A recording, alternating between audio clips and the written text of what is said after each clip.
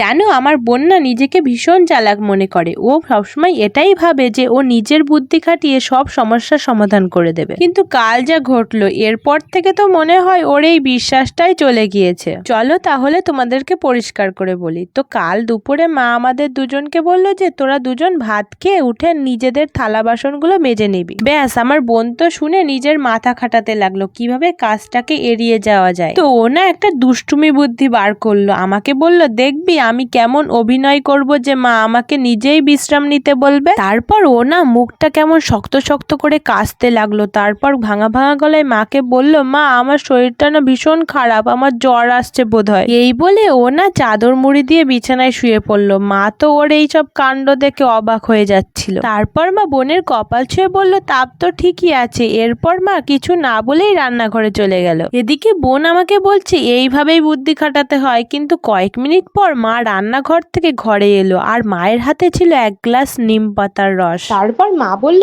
তুই খুব অসুস্থ, এই নে ওষুধ খেয়ে নে, তাহলে তোর শরীর ঠিক হয়ে যাবে। তারপর বোন বলল, না না, আমি তো একটু আগেই ঠিক হয়ে গেছি। আর তখন তো বোনের মুখটা দেখার মতন ছিল, ওর চালাকিটা উল্টে ওর ওপরেই পড়েছে।